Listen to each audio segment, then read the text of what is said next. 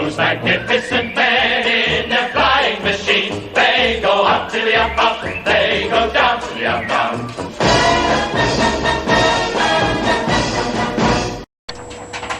Okay, we're on the tail assembly now, or what they call a stabiliser, I suppose.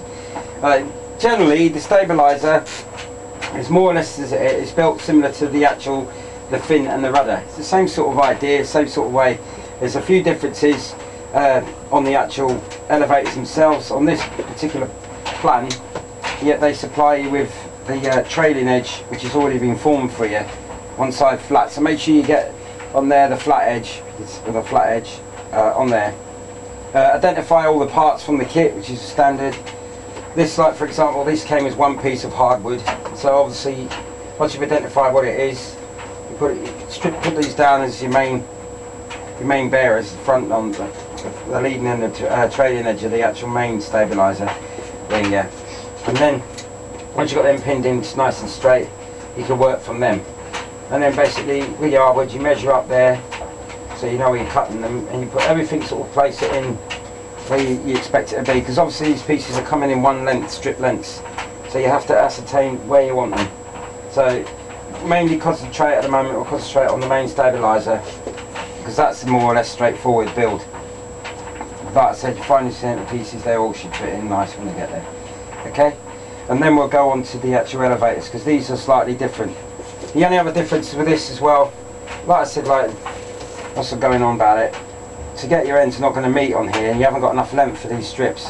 So like I did before, get a piece that's the same width as a guide, and use your eyes, go along, get it in line with that, between the plan, mark it there and cut it, and then glue it and pin it down, and then you can get your corners in, because your corners is what's going to hold it. Personally now, again, because I'm like, you want it to be as strong as you can, so put double it if you want. It's not going to matter about the weight issue, because it's just a little bit of strengthen it more. It's more important.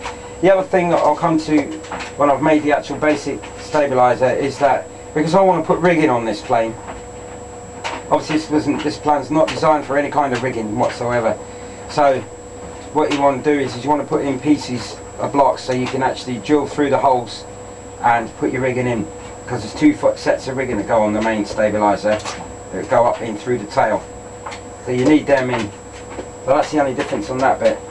The elevators, again, that will come to that, because these have got to be cut into angles to match up to the 4.5mm width of the rear trailing edge on these. And plus obviously you've got that, there's a, when we get to it, there's the little pieces bar that goes in to join them. It's a joiner, so I'll show you that, to sort of keep them level, which is all very important. Okay, right, so basically there's not much to really show you. It's about standard. Like I said, if you look at the video I made of the tail plane, of the rudder, sorry, and the fin, that will be exactly the same method as doing this. So, well, it is, that's all I can say really. There's nothing more into it than that. Everything keep flat on the plan as usual, and we'll take it from there. Okay, there we go then. Well, that's the basic of the stabiliser. As you can see, I thought I wasn't going to bother, but I think it might be wise to tell you that where to start first. Obviously, like I said, you pin it all out, but then on these bits here where I've left the clamps deliberately, that's your hardwoods, which is the strengthener, the hardwood strengthener back. So white glue that on first on both sides, so that's your first bit in order. And then once that's clamped in, and then put your centrepiece in, which you can either white glue it, but personally I white glued mine there, but you could use cyano. And then then go to your edges, make your edges up like I've done there. Doesn't matter about the edges all rough and that, because when you take this stabiliser off, you're going to have to trace around like I did with the blue paper I've put in previous videos. Trace the edge round, and then put it on a piece of card, cut it after you've gone over it like I did. Basically just look at what I did with the tail plane, it's the same thing. And then you get your edges on the mark them like with the template, and then sand to shape. But that's basically them. These here, I'm going to show you, these here, this is what I was on about. If you're going to put in, if you want to make it more realistic looking, and you want to put in the actual rods, well there were rods I suppose, or whatever, strings. I'm tired, I've got so many street names I made, it's unreal. If you're using wire, get a thin piece of brass tubing and cut it like put it in, make a hole, obviously drill a hole and put it in, because the wire will eventually cut through the actual soft balsa. But if, like me, I'm using knicker elastic as I call it, so it's just not going to be so bad, because it's not going to take any strain on the actual stabiliser itself. It's just for show really on this plane, because it's not a quarter scale job. If it was quarter scale, I'd definitely recommend putting the brass tubing in, or whatever tubing you got, to stop it from eating through the wood. Okay, so that's basically the choices. I need to put them in because I'm not quite sure which end to put it until I look at the picture, but I know it's either in the middle or near the end of the stabiliser. So the next stage after that is you're going to go to be building your elevators. Again, like I said in the first video, get your pieces sorted. This is a lot more tricky, this one, just because you basically need to put your pin in them, the front of the elevator, and then when you've cut to size your pieces of trailing edge, just these, because these are 4.5, there's a flat piece, pin that to the ground, pin it to the base, and that way once you come to be cutting these, cut these all to length first, I would, and then I'll get to that, I'll show you when I've done it, and then you mark it, and then you have to like splice them individually, yeah, so they're all the same angle and they're all glued flat to the base. That's how it is on the plan. I would have done it a bit differently personally, but I'm going to stick to the plan that I promised, okay, as best I can. So we'll get to that next. So that's that, ladies and gentlemen. Okay then, and obviously we'll come to the bit in the middle when time seems, but leave this on the board because this is your guide. Okay, right, we're on the elevator rears now. This is well, I said it was a bit tricky. I just had a nice long chat with my mate Ian McIntosh, bless him, and he's even ahead of me. He's built half a bloody wing. Typical, isn't it? It's alright for some. But I'm a bit more awake today, so I decided to leave the elevator bits until I woke up a bit more, you know. So, just to show you basically what I've done, because you might not see it, so I've set it up for this. There's a couple of ways of doing it. I suppose the proper way is, as you can see here, I've actually packed out. I've done it this way, and I'm sure there's others that will do it differently, but the way I've done it is because it's not really the way I would build the elevator at all, like I said in the previous video. I will stick to the plan. What I've done is I've like took an off cut of the trailing edge, and I put it underneath to pack it out roughly so it's halfway. I mean, the reason I'm saying halfway through because this is where it's got to be, which I'll demonstrate when I take it off. Right, so you pin it down like I've done, and just make sure it's stuck fast to the bottoms. Right, obviously they've glued the end bits in already, right, so you've got something to stick by. So you've got them in place, and they are, so I'm losing that, but they'll be solid in there. And then what you got to do is if you do it the way I did it, carefully, you obviously glue the first one cut and glued to the surfaces, but then the next one only glued to the edges at the end, if that makes sense, unless they're in contact with the next one like these are. Don't put any glue on the end of here unless you're confident with yourself that you've got that dead center, because it's got to be literally in the center of both these. It does say on the plan to build it flat, but when it's finished it won't look right, so it won't look right much anyway, but there you have it. So then I thought, right, you can either pack it out like I said, but then what I did was, once these were nice and dry like they are, I removed these because it won't be glued, and take the thing off altogether carefully as you do. Right, and it should just come away, or pull away. Right, you've got it away now. Now you can even, if you want, you can measure it or whatever you like, but personally, you just, if you want to really pin it down so you've got a bit of hands free. Now you get your piece of your excess, and you work out the centre. You need to get it on the centre, so put it on the centre. And once you've got your centre in there, I mean, you can mark it if you want, or if you've got a good eye and memorise it. So there's your centre, okay? And then what I did was just get it. Ian's way ahead of me now. Bless him. He's done a brilliant job, I must add. He actually looks brilliant. And nice to have a chat with him anyway. It's really good to chat. It's good to talk. Yeah, it is, isn't it? So you've got it in and you just hold it there as it's super glue. Give it a time and check. And then we'll get to the awkward bit, which is what I'm coming up with. Right, so that one there, and here's what I made earlier, as they do in Blue Peter style. Right, so we got this one here.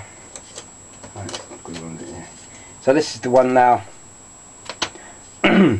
What you have to do here Now what I'm doing is, like I said, I'm going to follow what the plan says, because on the plan it literally just it chamfers down to that. Obviously you got to sand it down to the make it down to the actual leading edge, in line with the leading edge, and you want to get them as much straight as possible. So the way I thought about this is what I tend to do is I'll get a ruler, a nice ruler like so.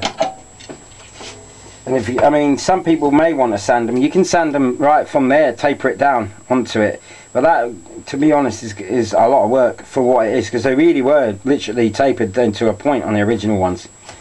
But then I thought, well, for following the plan, you get your ruler, and your ruler's never going to go wrong, because there's, you take, like you can see on there, the edge of there to there, okay, and you know you've got a perfect line then.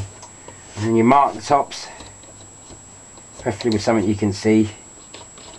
You don't want nothing too heavy, because this is where your covering's going, but you're going to sand it anyway. So you've got that there, right?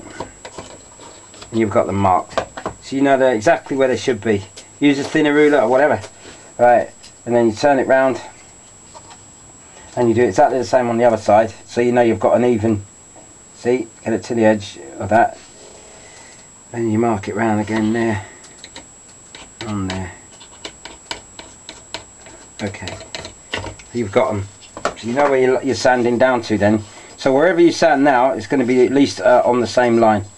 And then you basically you take your time. Obviously, you get a sander, you know, a sanding implement, and then you just gently sand away to that mark until you've got what you're happy with. You know, do it gently, because they're not the strongest things in the world, but they will go eventually. And we shall see if it comes out now. Takes a while, but it'll go. You can use a blade if you feel more comfortable, but I'm thinking if you make one mistake, you're at it. So we'll just do this one.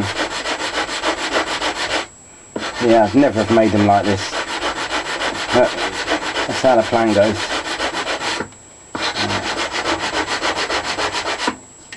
Okay, so we're there nearly. I mean, you obviously, you just keep going until you're happy with what you're happy with, if that makes sense.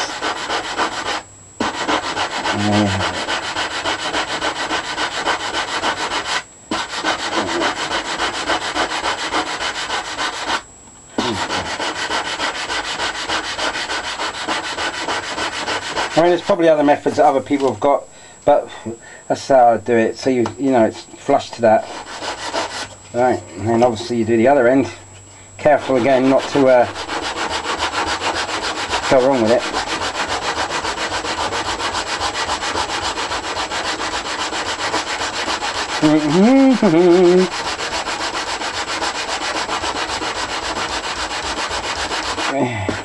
And whilst I'm doing this is a subject I brought up with Chris Amos about making a video of to sell my other planes that I've got, and people were saying, oh, I mean, I haven't made them, they don't fly, so I'm sure they will fly. Nothing else I've made about sounding big headed hasn't flown, and I wouldn't be selling them so cheap, I might add, if I had made them and I've got a video of them flying. I think I would be selling them for a bit more than I am.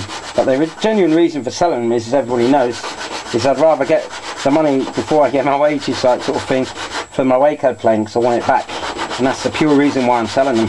So if I get it's whatever comes first. If my wages come first, if that makes sense, before I sell the planes, then I'll think twice about selling them, to be honest. The bargain's a bargain whilst it lasts, they say. Right, you see now, I don't know if you can see that. Try and get it in the light. The light in here is terrible, I'm really sorry, I'm going to try a different light. But so there you have it, you've got the nice angle there, and that's how it is on the plan. Well, once you've got them all that way, and you repeat the process, and then like I said before, you get your carbon paper to cut out the shape, then once you put it back on the plan. So for the next hour or so I'll be probably sanding away. Jelly! Okay, right, I've shown you before, but I believe people like missed the video or something, so I don't know. But anyway, you've done all your tailplane and that, you're now coming to do the shaping. So I use any old piece of old card do, slide it under where you're going with it, obviously, and then you've got your this blue paper, which is like carbon paper, which is just the best thing since sliced bread, and you just simply go like that, and preferably, don't use a sharp pencil if you're going to put some tape over this because it cuts your pay. Well, I'll do it, and then you just go over, trace over the actual bend, giving yourself a little bit of straight to play with. Same with that side. You can press on it hard as you want, but because this stuff's brilliant. Okay, you do that, and then you follow suit with the bottom bit. You can always check now, like I will, and it'll come out. See, it comes out there. You got that one, and then just shift your paper around wherever you want. Do the same with this one. Right, see it nice and round like so. Okay, it's the bend that counts because you already done most of it. So that's that one. So that'll be that one there. And also you know where you're going with them. And then finally do the last bend here. Because obviously that's a bit of paper there. Okay, and that'll do it. Right. You're there with it, and then again, just go over it. Well, preferably if it doesn't go on the crease, we'll do that again. Just on the crease. So it doesn't matter really. Anyway you want. Right, so then that'll do. Bit of carbon paper, easy doing. Right, and we go around it. There you go. Okay, that's your marked them out. Once you've done that, check it. Yeah, that's fine. And obviously you know where you're going with it. And then what I do is you get a sharp scalpel. Right, make sure the blade's sharp. Then you get another piece. You know, if you've got like this stuff here, this is the foam is fine. But if not, then I would get another piece of card, like that. Another piece of card, and then gently go around it with your hand, your blade. Like I said before, don't try and cut it in one go. Just try to lightly go over the top, like that. Okay, and then next time you do it, it should cut through your blade sharp, and it's already made a track. Okay, there you have that. Right, and you see it's cut now, lovely. And then just quite simply get a pair of scissors, and then you just, as you got it there, and just simply go out, just cut it to there. Now you know that's your corner. That's your corner, say there. And you can see that's there, that fits there. So then you get your and then you get your doodah, and you know it's going to be true. So and you know it's going to be true on both sides as well, because it's going to be square to the thing. Okay, and then you have that there. You're going to have a clamp it if you're really unsteady with your hands, like me. Or if you've had too many beers the night before, like me. Okay, and then you mark round it, making sure it's square. In fact, I'll clamp it just to show you. See, you want to clamp it in like so. I think I've got it all on the camera. You make sure it's square. That's square, right? And then you mark round it like so. Okay, right, and then you obviously repeat it the other side as well. So you've got both sides. Obviously make sure it's backwards. And that way you follow suit with everything else. Same with the bottom bit and the same with that. And then you sand to shape. Okay, that's that. Right, if you concentrate, now we're going to put in what they call the support for the elevators. Right, so we'll go through this as slow as I can because of the time of the camera. So what you do is you look at the plan, you put it all back, and then you look at where you've got where it says here. I mean, to be dead accurate as best you can, but it doesn't matter if you go out either way, as long as it's central. And so before you do anything, you get a pencil mark, because you don't want to permanently mark this. So you mark up where obviously where the bars are meant to go in situ. And you check that everything on these, when you put them back, they're in line, because that's the next bit. Right, so then you get a bit of permanent marker, like so. You put your bar evenly lengthwise in between them marks, and you mark them permanent marker. Now there's two ways of doing this. If you don't have a vise, you can use pliers, you know, but always bend it on the outside, not the in. So the outside of it, not the inside of the mark. Okay, and you can do it that way, or you can use a vise. Personally, you could use a vise because you want to get them as straight as you can, but we'll do it this way in case you don't have a vise.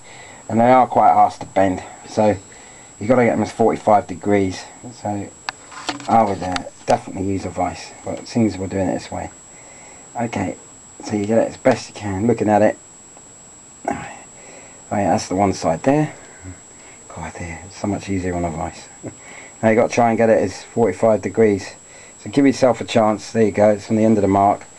And bend it round. bit more, maybe. That's that. Right, okay. Now you look at it, and if you obviously put it flat, it's not too right. So you have a look at it down the side like that to see, and it's not quite straight. So you just tweak it with your pliers, another set of pliers, and just give it a tweak. Because obviously it's got to be as straight as you can with the elevator. A bit more. Okay, now a bit more. A bit more. That's about it. I don't know. See. Yeah, a bit more. This is where it takes its time. You've got to get it right, so it doesn't matter. When you get it in. A bit more. These are these. That's it. So you've got it nice and straight. I don't really see it on the camera. Got it as straight as you're going to get it. Now you got that there. So then now this is where you go. Put your elevators in position onto your in line. Now go for the line that's at the edge here. Not this edge, that edge. Because that's where you really want it. And just put a pin in, just hold it in position. Right, so you've got it in position. And then simply do the same with the other one.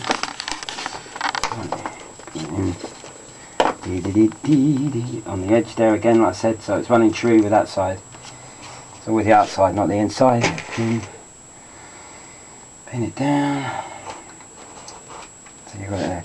And now you know you're in. You've got them to. Where's that piece of rubbish? There it is. So we put that on there. And you can see where you're going to put it now. And then this is how your trick is you know you're going to mark it. Now you know when it goes in, it's going to go in quite well there actually. Get it nice onto the marks, which they are. And you just simply, well, again, use a pencil, not a, oop, see, so you keep it in line. So this is where you go. Same with that one. So you've got a nice hole there. So you mark down the sides, like so. It doesn't matter about the depth, because as long as you don't go through it. So you got a mark there. And take it out. And I'll do one now, and then you'll save you getting bored. Find a drill, preferably not the same width as that, because you're going to put glue down it. You've got your centrepiece. And now I usually use a drill like this, because you can't use a drill with power, because it'll just rip the wood to bits. And I always go backwards, so you reverse the drill back. Okay, to start off with. And I mean, sometimes I just do it all the way through. It's easier that way. A reverse drill, and then check that you're that way as well, so you're going horizontal as well as vertical, whatever they call it. You know, so you got it straight. And you keep doing it. This is ball ache, I know, but it's worth it in the end. And you can use a drill if you're clever with it, but some people use a Dremel. I don't mind that much. Right. Okay. Get in there now. Oh, it's silly. Okay. Make sure you don't go down at the end.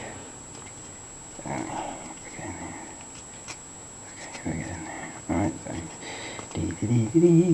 I did have a better one for this. There you go. Right, so I've used this. It's got a handle on it, it's not good. That's better. You don't want to go through it, so that's about the right length. You got that. Then you get a big drill.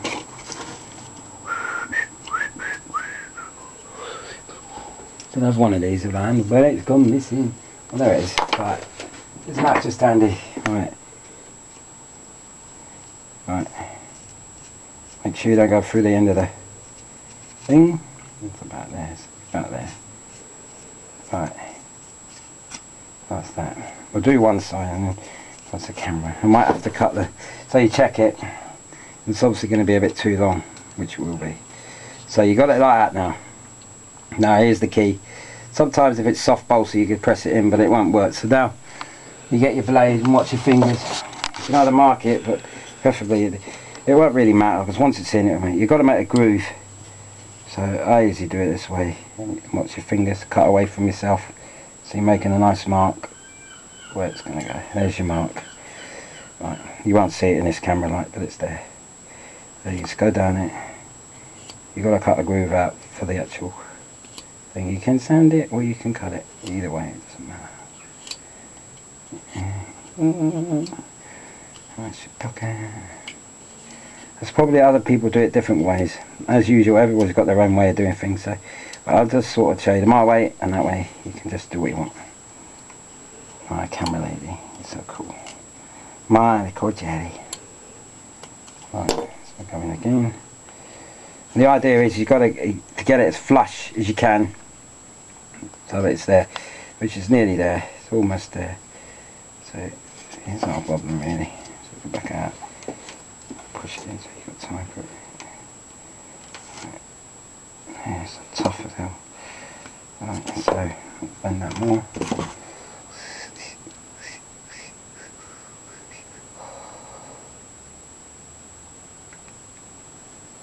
Right. As long as it goes in, that's all that matters. There you go. So it's in like that. Okay? And then you've done that, and you repeat the same on the other side. It's a promise, you gotta get it in.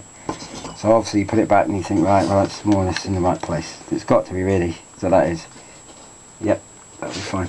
And then what you do then, once it's in, there's no point there, you mix your epoxy. It's got to be really epoxy this, because it's important. Some people even go to the extreme of putting little holes through and wrapping wire around it, which you can do, but personally I don't think it's worth the bother, because there's not much there to go with if you put it back, and it also looks a bit shit when you finish doing it. So then next thing you do is you get epoxy in here, epoxy resin, and a bit on here, and then you go in with it. And then when you've got it in, okay, you epoxy round it. But then when you've done the other side, this is the key. Right, you're obviously keeping that there, and you've got it epoxied. Put a little piece of cellophane there or whatever, so that once you've got it all lined up, you've got to have it flat on the surface, so that you know that when it's done, it's going to be dead flat. So you ought to pin it down and then let it set for whatever time your epoxy takes, 5 or 20 minutes, whatever it is. Alright, so I'll show you the outcome of it when it's done, and then you'll see what I mean. Okay, that's that then. Thanks very much. Bye.